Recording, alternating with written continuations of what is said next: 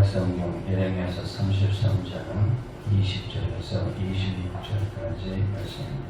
구약성경 1907페이지에 예레미야서 33장 20절에서 26절까지 말씀을 제 공독해 드립니다.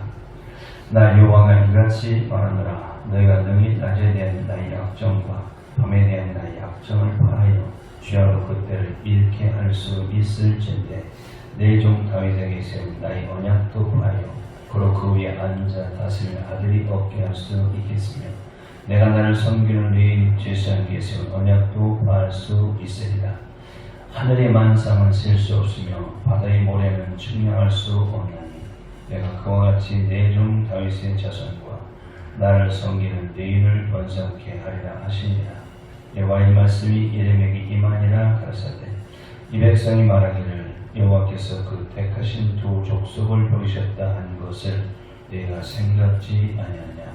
그들이 내 백성을 멸시하여 자기 앞에서 나라로 인정지 아니하도다. 나 여호와가 이같이 말하노라. 나의 주야의 약점이 서지 아니할 수 있다든지 천지의 규례가 정한 대로 되지 아니할 수 있다 할진대 내가 야곱과 내 종 다윗의 자손을 버려서 다시는 다윗의 자손 중에서 아브라함과 이삭과 야곱의 자손을 다스릴 자를 택하지 아니하리라. 내가 그 포로된 자로 돌아오게 하고 그를 긍휼히 여기리라. 아멘. 예레미야서 33장 20절 26절 말씀을 중심으로 하나님의 약점이라는 제목으로 주시는 말씀을 은혜 받도록 하시겠습니다. 시간 우리서 인사합시다. 성령 충만합시다. 인사합시다. 서로를 축복해 주님으로 축복합니다. 주님으로 축복합니다. 한 주간도 도니 가운데서 무사히 지내시다가 뵙게 된 걸 다하게 감사드립니다. 예레미야서 33장은 시작부터 계속 이어지는 장입니다. 그래서 우리가 흔히 거두절미라는 말씀인데 그래서 가운데 토막만 좋아하는 구절이 예레미야서 33장 3절에 나와있죠. 우리가 잘 아는 너는 내게 부르시라 내가 네게 응답한 그 비밀한 일을 내게 보이라. 요 부르짖어 기다려 응답하고 요 가운데 토막만 잘 우리가 사용하는데 그래서 하나님께서 일을 행하시는 여호와 그것을 성취하시는 여호와라 일하는 자가 이같이 일어나라 했는데 하나님께서 어떤 일을 하시고 무엇을 성취하신다는 것인지 하나님이 하시는 그 크고 비밀한 일이 무엇인지 이것을 우리가 알으셔야 돼요. 그래서 오늘 본문은 꼬리 부분입니다. 결론 부분을 알으셔야 돼요. 그래서 항상 꼬리 부분 전에 앞에 것도 다시 한번 우리가 보고 봐야 돼요. 그래서 오늘 14절, 18절까지 말씀도 우리가 또 다시 한번 알아봐야 된다는 겁니다. 성경의 핵심은 메시아 예수께서 오신다. 그렇죠? 구약에 오신다는 예수가 눈에 보이게 오셨죠. 2000년 전에 예수님께서. 그리고 부활승천하신 예수님이 다시 오신다. 이게 성경의 핵심입니다. 이거 염두에 두셔야 돼요.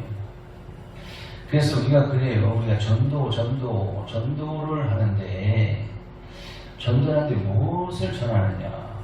멋진 교회당을 자랑하고 유명한 목사님을 자랑하는 게 아니고 오직 예수를 자랑하고 예수를 전해질 줄 믿습니다. 그걸 전도란 말이에요. 그래서 오늘 14절에 보면은 보라 그렇지 않습니까? 보라 이 말은 두고 보라 이 말입니다. 뭘 두고 보라는 얘기냐면은 하나님께서 약속하신 그 말씀을 성취가 되는지 안 되는지 두고 보라 그 말입니다. 그래서 하나님은 이 보라 이렇게 하고 말씀하실 때는 굉장히 중대한 말씀을 선포하실 때 쓰는 단어가 바로 보라 그런 말입니다. 그래서 두고 보라. 14절에 뭘 성취한 날이 이르게 될 것이냐 그걸 보라고 하신 말씀이냐면은 바로 내가 이스라엘 집과 유다 집에 대해 이른 선한 말을 성취할 날이 이르라. 일을 행하시는 여호와, 그것을 성취하신 여호와 하나님이신데, 하나님께서 이런 선한 말을 성취하는 날이 이르게 될 것인데 그걸 두고 보라 이런 말씀이죠. 그래서 하나님의 선한 말이 무엇일까요? 그게 바로 복음입니다. 바로 기쁜 소식이에요. 예레미야 당시에 역사적으로는 바벨론에서 70년 동안 노예 생활하고 있던 유대 백성들이 해방이 되어서 다시 또 가나안 땅으로 돌아오게 된 그 소식, 이게 바로 하나님의 선한 말입니다. 그리고 이루어지나 안 이루어지나 두고 보라 그 말입니다. 그래서 기쁜 소식이라는데, 이 하나님의 선한 말이 역사적으로 그때 그 사건과 끝나는 것이 아니라 오늘날 우리가 사는 시대 신약 시대로 내려가서 또다시 이루어질 선한 말이 됩니다. 복음, 그게 바로 예수님께서 오셔서 되어지는 일입니다. 이게 바로 크고 비밀한 일이에요. 그래서 15절에 그날 그때에 그렇지 않습니까? 다윗에게 한 의로운 가지가 나게 하리니, 다윗은 우리가 살듯이 지금부터 3000년 전의 사람입니다.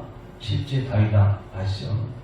예레미야 당시로 보면은 BC 1000년기 역사라니까 예레미야 당시 이 말씀을 줄 때 보면은 400년 전의 사람이 바로 다윗인데, 다윗에게 한 의로운 가지가 나게 하리니 두고 보라는 얘기예요.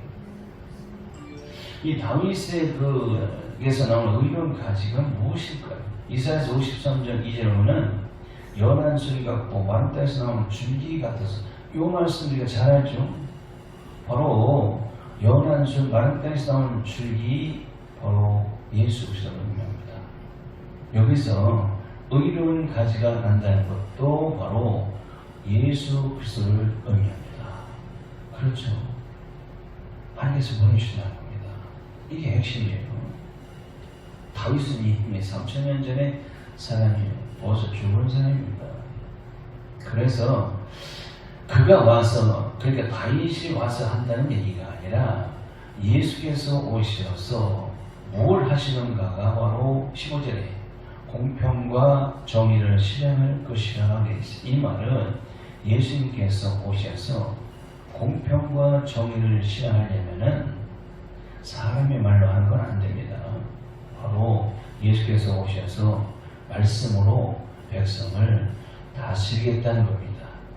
그래서 하나님께서 하신 말씀대로 두고 보라 하셨는데, 우리는 하나님께서 하신 이 말씀대로 그대로 성취가 된 것을 우리는 다 보고 있죠. 16절 계속 그날에 역사적으로는 바벨론에서 해방되던 날입니다.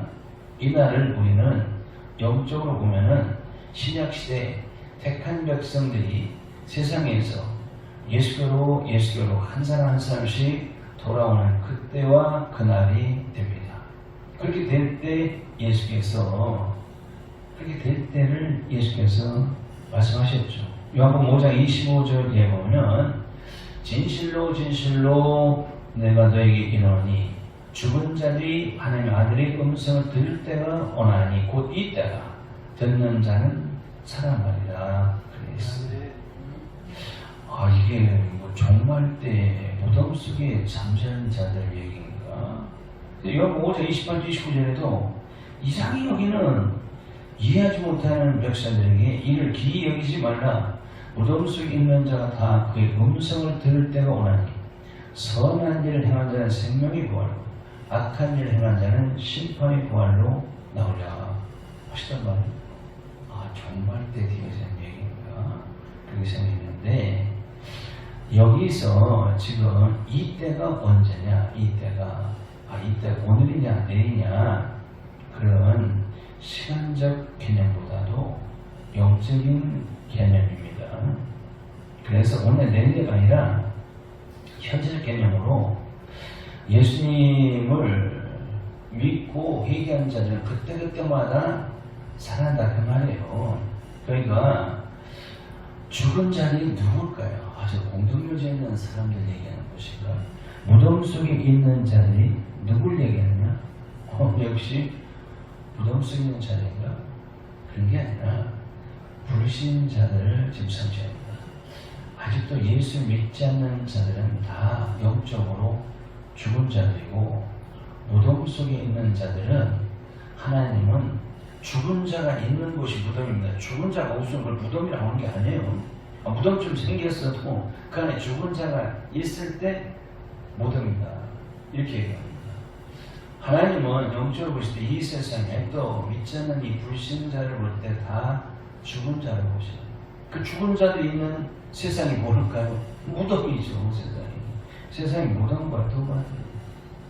거기 사는 자들이 이제 예수께서 오셔서 이 복음, 이 말씀을 전할 때 그 말씀을 듣는 자는 살아난다고 말입니다. 믿으시기 바랍니다. 살아나죠. 그래서 그때 부활이 되는데, 선한 일을 행한 자는 생명이 부활하고 악한 일을 행한 자는 심판. 뭐 훗날 우리 죽어서 부활할 때 그때만 자꾸 생각하는데 아니에요. 이제 현재적 부활입니다. 첫째 부활하는 겁니다. 그래서 그러면은 선한 일과 악한 일이 뭐냐?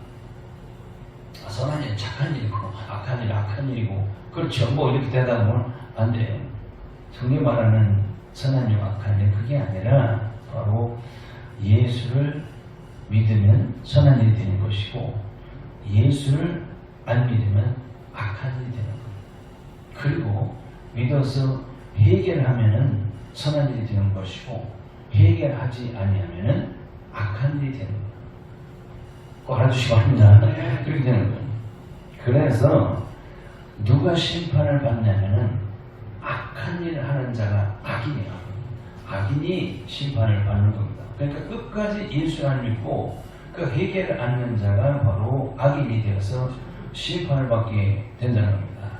바로 그날이 바로 하나님의 선한 말을 성취하는 날로 지금 말하고 계신 겁니다.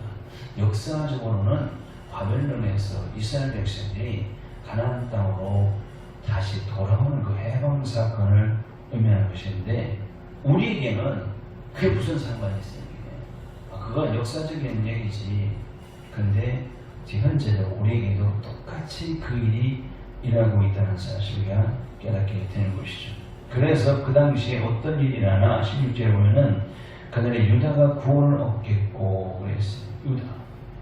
유다는 이스라엘은 택한 백성들의 상징입니다. 그러니까 택한 백성들이 그날에 한 사람 한 사람씩 예수께로 돌아오게 된다는 겁니다. 그래서 그들이 돌아온 백성들이 16절에 보면 예루살렘에 안전히 거하겠다 하셨어요.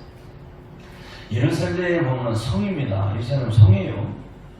그래서 우리는 예루살렘 성 하면은 그냥 돌로 쌓은, 비행 돌로 쌓은 그 성만을 생각하는데, 그 성이 뭐냐면 우리 성도들의 심령을 의미한다고 했어요. 그래서 16절에 그 성은 여호와 우리의 의랑 일컬음을 입으리라 하신 거예요. 그냥 돌로 쌓은 성을 의롭다 할 뭐 이유가 없죠. 그 죽은 그 돌덩이, 그 쌓은 성을 뭘 의롭다고 친함 일컬음을 할 수가 있겠어요? 성도들 존재를 합니다. 택한 백성들이 그날에 예수께로 돌아와서 믿어서 구원받고 회개한 백성들은 다 여호와 이르리라 일컬음을 받게 될 것이다. 그런 얘기. 그래서 눈에 보이는 그 예루살렘 성이 한 번은 무너지고 불타야 새 예루살렘 성이 되죠. 성경에서는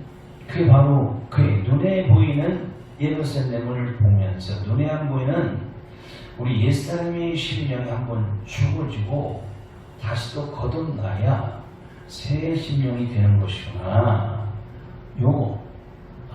옛사람이 죽어지고 새 사람이 되어지는 것을 깨닫기 위해서는 눈에 보이는 그 예루살렘이 불타고 무너지고 다시 세워져 새 예루살렘이 되게 하신 것을 통해서 깨닫게 주는 것이죠. 그래서 바울이 이 일에 대해서 잘 설명해줘요. 요새 금요일날 로마서 잠깐 묵상해 와서 들으신 분 알지만은 로마서를 이렇게 보면은 사도 바울이 이신 칭의에 대한 기독교 교리에 대해서 잘 설명해 주고 있죠. 1장 11장까지 들으신 분은 알지만은 그래서 우리가 다 죄인이다. 이방인 너희들도 죄인이다. 유대인 너희들도 다 죄인이다. 그러므로 의는 없다. 모두 다 죄인이다. 그런데 이 죄인이 의롭게 되는 것은 믿어야 된다. 그럼 누굴 믿어야 되느냐? 누굴 믿어야 돼요? 석가모니를 믿어야 돼요? 공자를 믿어야 돼요? 마음에도 믿어야 돼요? 아니, 오직 예수를 믿어야 된다. 그거예요. 예수를 믿어서 의롭다 칭함, 일컬음이 칭함이에요. 칭함을 받게 되면 이신칭. 우리가 그렇게 돼서 의인이 되었다는 사실을 잘 가르쳐 주고 있죠. 예레미야서 33장 10절 11절 묶여진 절에 있었죠. 거기 보면 하나님께서 이스라엘 백성들을 처음과 같이 되게 할 것이며 하신 의미가 바로 그거예요. 타락한 백성들 바벨론을 다 붙여가지고 고난받게 만들었어요. 거기서 회개하니까 다시 또 그들을 해방시켜서 다시 원위치로 가나안 땅으로 돌아가게 만듭니다. 그거예요. 그러니까 처음 사람과 같이 하나님께서 에덴 동산 처음 사람 아담과 하와 타락하기 전에 그들은 다 천국 신령을 가지고 있는 사람들이 였었는데 죄가 들어와서 타락했는데 다시 또 이 사람들을 회개시켜 가지고 처음 사람처럼 천국 신령을 가지게 하시겠다. 새 사람으로 만들어 주시겠다고 하신 말씀이에요. 이렇게 하시는 하나님의 일이 바로 크고 비밀한 일입니다. 이거는 사람이 알 수가 없어요. 우리 약간 크고 비밀한 일이니까 나 사는 동안에 막 열심히 기다려가지고 어떤 막 빌딩을 짓고 출세하고 이것을 크고 비밀한 일이라고 생각해서 그렇게 부르지가 않는데 그 가운데 도망만 먹어서 그것을 전해가지고 앞에 구절과 뒤에 구절을 알아야 그게 아니었구나. 우리가 잘못 부르짖어 기도하고 있구나. 그렇게 하게 되는데 그걸 잘 얘기를 안 하지. 그래서 어떻게 우리가 그런 의인이 되었느냐인데 16절에 그 백성이 여호와 우리 의라 일컬음을 입으려면 일컬음 이게 바로 칭이라고 합니다. 칭함을 받으라. 그게 바로 이신칭이라는 말입니다. 그러니까 우리가 행하는 그 의, 사람이 행하는 그 의, 이걸 착한 일이라고 합니다. 행위로는 절대로 우리가 의인이 될 수가 없다. 물론 세상 이론적으로 직접으로는 착한 일 하면 저 사람 의인이다, 저 사람 의인이다 이렇게 의인 공적부터 세워주고 하는데 성경 그런 의인을 얘기하는 게 아니에요. 그렇게 돼가지고 의인 되는 게 아니라고 말이지. 그 사람들 세상에서 의인은 맞아요. 이거 부인하면 또 욕을 먹습니다. 그런데 성경에서 말하는 의인은 오직 예수님께 접붙임을 받아서 내 의가 아니라 하나님께서 예수를 통해서 주시는 하나님의 의, 거기에 우리가 접붙임을 받아가지고 우리가 의인이라 체험을 받을 수 있다는 겁니다. 꼭 믿으시기 바랍니다. 그냥 선한 일로 그냥 의로 우리가 의인이 된다면은 타종교는 다 그거예요. 사람을 의로 낙원에 갈 수 있고 좋은 곳에 갈 수 있다는 것이 타종교인데 그러나 성경은 절대로 그것까지는 구원이 될 수 없다. 오직 예수를 믿어야 구원이 된다. 이렇게 이제 앞으로 저라는 법으로 정해가지고 모두게 한다고 그랬죠. 타종교 비방하고 하지 말고 구원이 꼭 예수께만 기독교만 있다고 하면 안 된다. 평등 법원이 돼가지고 앞으로 그렇게 법을 정한다는데 기독교에서 절대로 반대하는 이유가 바로 거기 있어요. 우리 죽고 나서는 우리가 의인되시는 것은 예수께서 그 십자가 보혈의 그 공로에서 그 의의 접수를 받아서 의인을 받게 되는 것이고 의인 되는 것이고 복을 받게 되는 것, 이거 편찮은 진리를 꼭 믿으시기 바랍니다. 그래서 17절에 이스라엘 집에 앉아 있을 사람이 다윗에게 영영이 끊어지지 아니할 것이라 하셨는데, 근데 역사적으로 보면은 다윗이 이미 3000년 전에 죽었어요. 예배 당시부터 400년 전에 사는데 다 죽었어요. 그 다음에 왕들은 다 죽었어요. 그리고 하나님께서 제사를 드리는 제사장들도 끊어지지 아니할 것이었는데 역시 제사장도 다 죽었어요. 그러니까 사람이 왕이 되고 사람이 제사장이 되어가지고 왕 제사장을 직분을 감당하는데 그들은 다 일회용으로 끝나버려요. 세워봤자요. 왕 세웠는데 또 죽었지. 제사장 세웠는데 또 죽었지. 계속 세워도 죽고 세워도 죽고 그냥 일회용으로 사용하다가 끝나버려요. 대가 다 끊어져 버렸습니다. 그러면은 오늘 본문에서 이스라엘 집에 영영이 앉아있을 사람이 누구이고 그 제사장이 영영이 있을 제사장이 누구를 말할까요? 잘 알죠. 다윗의 가문으로 태어나시면서 만왕의 왕으로 오시고 제사장으로 오시고 선자로 오신 예수 그리스도를 말하는 것 믿으시기 바랍니다. 예수님을 말하는 것이구나 이제 알게 되죠. 그래서 예수님은 이 땅에 오실 때 세 가지 직분을 가지고 오셨어요. 왕의 직분, 제사장의 직분, 선자의 직분으로 오셔서 백성들을 다스리고 백성들을 위해서 충고하시고 백성들의 말씀을 선포하셨다 그 말이죠. 그래서 그때부터 이스라엘 백성들에게 다시 말씀드려서 하나님 백성들에게는 이제 일회용의 왕이 아니에요. 일회용의 제사장이 아니에요. 일회용의 선자가 아니고 영원한 왕으로 영원한 제사장으로 영원한 선자로 오셨다가 가셨어요. 선생님. 히브리서 보면은 예수님을 소개하는 책인데 예수님을 뭘로 소개했냐? 대제사장으로 잘 가르쳐줍니다. 히브리서 6장 20절에 보면은 그리로 앞서가신 예수께서 멜기세덱의 반찬을 쫓아 영원히 대제사장이 되어 우리 위하여 들어가셨나니라 그랬어요. 오, 예수님께서 우리보다 앞서가셨단 말이에요. 근데 어디로 들어가셨어요? 대제사장에서 들어가셨어요. 대제사장이 어디 들어갑니까? 하나님 보좌의 지성소에 들어가죠. 이 말씀이 히브리에서는 2000년 전에 우리 영원한 대제사장으로 오신 예수께서 누구를 위해서? 우리를 위해서 어디로? 지성소로 하나님 보좌로 들어가셨구나. 그것을 잘 가르쳐 주지 않습니까? 그래서 이 17절, 18절의 말씀은 역사적으로 보면은 이게 안 맞아요. 이게. 해방고 다윗의 그 왕이 계보가 계속 되었다든지 아니면 그 레위 등 제사장이 계속 이어졌나요? 다 끝났어요. 이어지지 않아서 끊어졌습니다. 그래서 이 말씀을 영적으로 우리가 해석해서 봐야 된다는 겁니다. 그런데도 유대인들은 이 말씀을 그냥 문자적으로 해석해서 지금도 그들은 메시아 대명사상 메시아가 오셔야 된다. 지금도 기다리고 있단 말이에요. 2000년 오신 예수를 메시아를 인정하지 않습니까?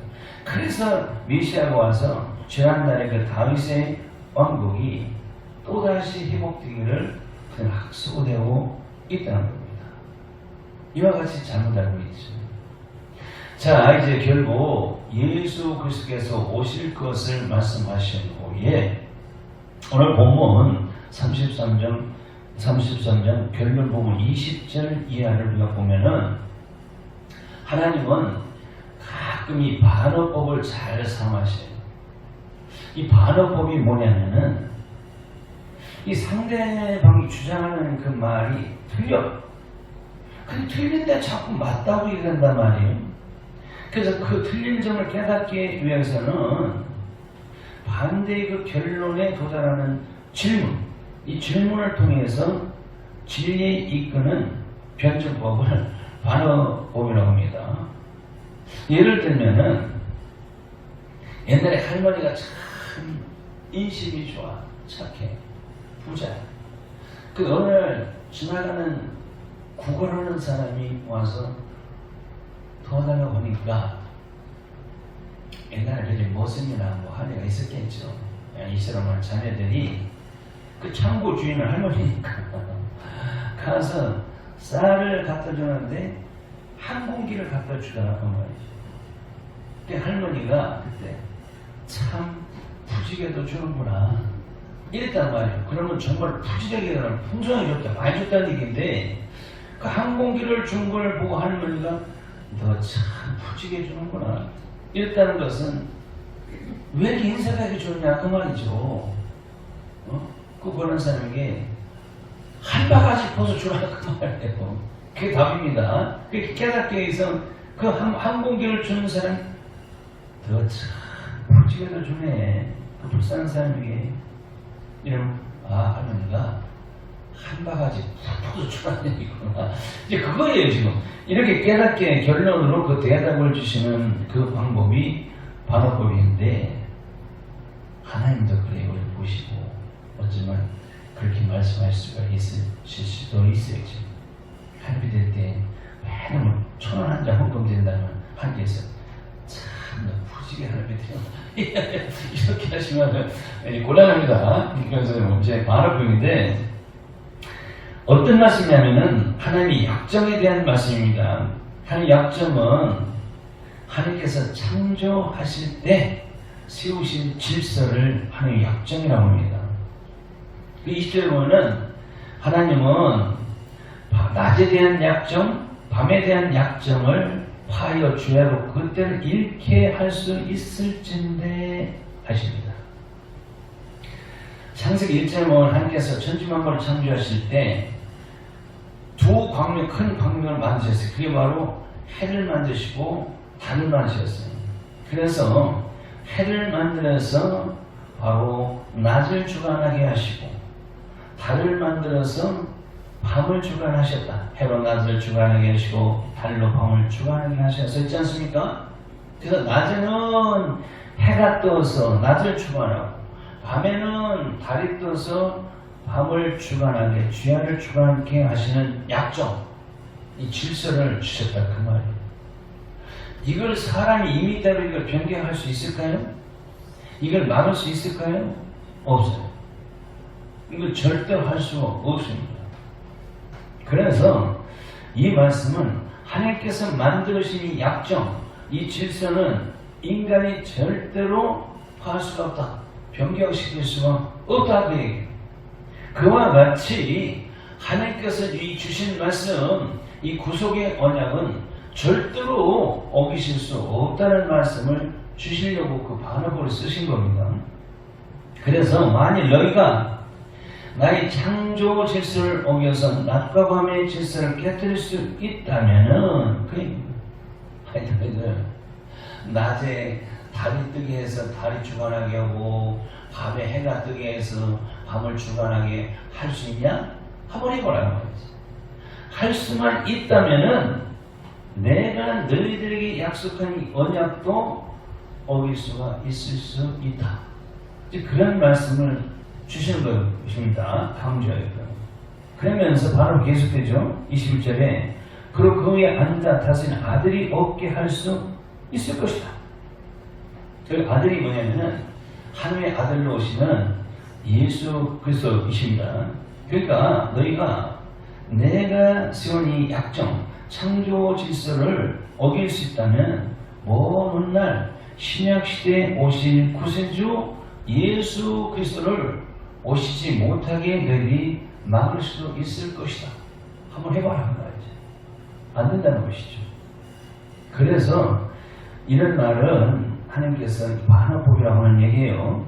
그래서 하나님이 그 약정을 어길 수 있다면 21절 계속됩니다. 내가 나를 섬기는 네 제사장에게 세운 언약도 파할 수 있으리라고 되어 있어요. 제사장에 세운 언약이 뭐죠?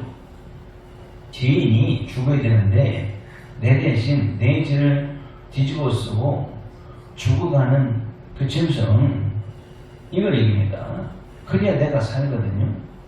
그렇게 제사를 주셨는데 그때 죽어지는 그 짐승이 누구의 모형이라고 그랬죠? 장차 오신 내 대신 죽으신 십자가에 죽으신 예수님의 모형이라고 그랬어요.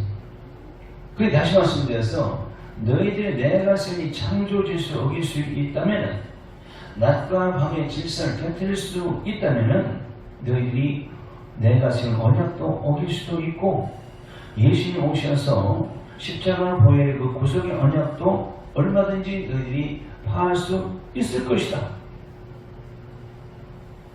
그래 절대 할 수 없다는 거예요.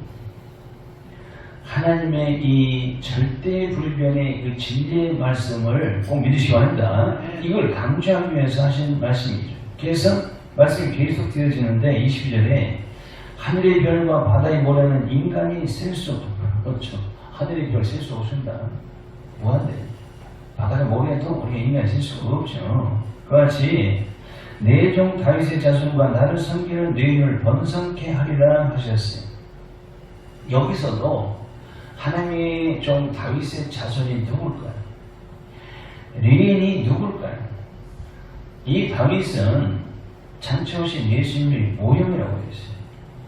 그러니까 레인은 누구예요? 역시 성도들을 의미하죠. 그러니까 예수 그리스도를 통해서 하나님의 자손인 성도들이 셀 수 없이 많아지게 될 것이다. 그런 말씀. 우리는 레위 지파에 대해 잘 알죠. 레위 지파의 기업이 무엇일까요? 성경에서는 하나님이 레위 지파의 기업이라고 했어요. 그 하나님의 기업은 뭐가 될까요? 하나님의 기업은 경남 뭐 심한 그런 기업 이거 재벌 그게 하나님의 기업이 이렇게 생각하시면 안 됩니다. 신명기 30장 9절에 보면 여호와의 번깃은 자기 백성이라 우리 성도가 하나님의 기업이요 우리 기업은 하나님이신 걸 믿으시기 바랍니다. 그래서 가나안 땅에 12지파가 들어갔을 때 다 하나님께서 분배해가지고 제일 뽑아서 다 땅을 주었는데 레위 지파에게는 그 기업인 땅을 안 주셨지 않습니까? 그러면 땅을 안 주는데 그들은 뭘 먹고 삽니까? 농사를 짓는데 레위 지파는 그래서 사나주구나 누구만 바라봐야 돼요? 하나님만 바라보면 돼요. 하나님만 바라보면은 입고 자고 먹는 거 의식주를 하나님께서 책임을 지신다는 거예요. 책임진다는 거예요. 근데 이제 목사님 그 이중직에 대한 찬반이 지금 아주 논란이 많습니다.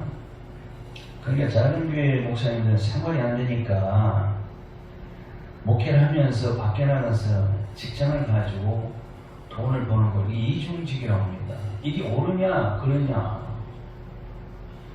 이게 답이 지금 안 나오고 있어요. 서로가 논란하고 있는데 우리 성경에 보면은 주의종은 성도는 사나 주거나 하나님 바라보면은 책임을 지신다 했단 말이에요. 근데 여기 선포를 해놓고 설교를 해놓고 목사님 나가서 살기 어려우니까 먹고 살기 어려우니까 교회가 살기를 제대로 못 주니까 돈을 벌어서 먹고 사는 직장을 가져야 되느냐?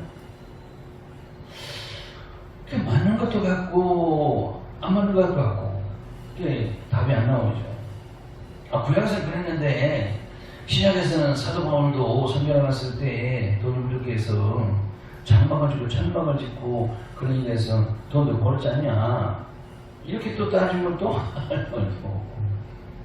그래 하나님이 판단하신 일인데 그럼 제가 답을 낼 수가 없네요. 어쨌든 간에 이제도 사나주나 하나님만 바라보고 사는 사람들이 주의종이요 성도되는 것은 꼭 믿으시기 바랍니다. 그래서 레인을 번성케 하려 하신 말씀이 신약시대 성도들을 그렇게 번성해서 셀 수 없이 많게 하시겠다는 말씀입니다. 이걸 두고 보라 하셨어요. 두고 보라 해서 오늘날 우리가 보니까 정말 하나님께서 그렇게 하셨구나. 그렇게 하시는 것이 바로 크고 비밀한 일이구나.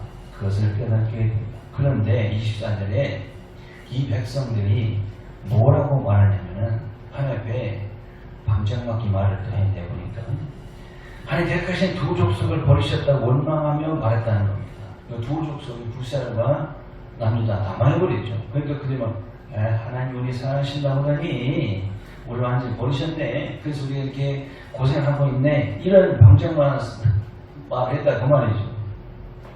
그래도 하나님은 그렇게 말하는 그들에게 25절에서 나의 주의 약정이 서지 아니할 수 있다든지 천지의 규례가 정한 대로 되지 아니할 수 있다 할진대 이 말씀이시죠. 이 말은 너희가 하나님께 정하신 창조 질서를 어길 수 있다면 내가 너희를 버릴 수 있다는 말씀입니다.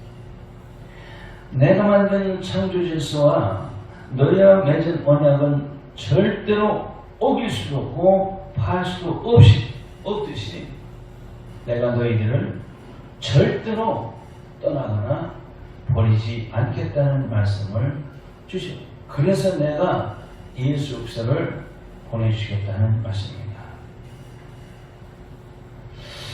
우리는 이 말씀을 통해서 볼 때 그 말씀 확실히 믿으셔야 돼요. 절대 우리를 버리시지 아니하실 하나님이시구나.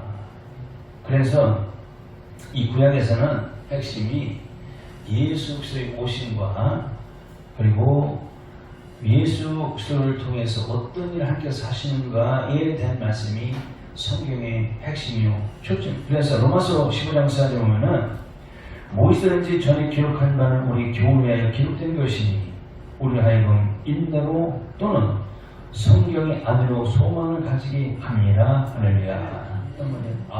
이렇게 기록해서 주신 이 성경은 우리에게 어떤 교훈을 주시기 위해서 기록된 것인데 우리에게도 인내를 해라 그 말입니다. 우리에게 어떤 고난이 다가온다 할지라도 이스라엘 백성 고난이 다가오니까 하나님 우리를 버리셨다 이렇게 하셨는데 하나님은 절대로 너희를 안 버리시겠다는 겁니다. 그래서 하나님은 유대를 바벨론이라는 몽둥이를 통해서 그들을 두드려 패서 망하게 만드셨는데 다시 그들을 회개시키고 다시 돌아오게 해서 처음과 같이 되게 하시겠다는 말씀으로 그들을 새 사람이 되게 하셨다는 겁니다. 우리도 마찬가지죠. 택한 백성들은 때로는 어떤 고난이 다가온다 할지라도 결론적으로 하나님 나를 사랑하신다더니 하나님 나를 사랑하시지 않는구나. 하나님 나를 보셨나 보다. 이렇게 낙심하며 그들처럼 방정맞게 말하지 말고 하나님은 이 고난을 통해서 나를 새롭게 하시려고 그래서 처음 사람과 같이 되게 하시려고 나를 회개시키려고 하신 것이구나 이렇게 알아주시고 하나님은 우리에게 주신 말씀 영원토록 변함이 없으시고 우리에게 주신 말씀 그대로 성취하시는 하나님이시니까 이제부터 나는 세상 사람들처럼 세상 소원으로 살다가 낙심한 것이 아니라 하늘에 약속하신 그 하나님 말씀 하늘에 소망을 두고 살아가면서 우리 시시각각으로 다가오는 어떤 고난이 있다 할지라도 그것을 이겨내서 승리하는 성도가 되시기 바랍니다. 기도하시겠습니다. 하나님 오늘 말씀 주시고 깨달을 수 있는 은혜를 주신 것을 감사합니다. 하나님 택한 백성들 잘못될 때 잘못할 때 때려서라도 다시 회개시켜서 처음 사람같이 새 사람이 되게 하시고 결코 버리지 아니하신다는 사실을 깨닫게 해주시니 감사합니다. 그 믿음으로 어려운 삶을 이겨나가는 성도들이 되게 하여 주옵소서. 예수 그리스도로 기도합니다. 아멘.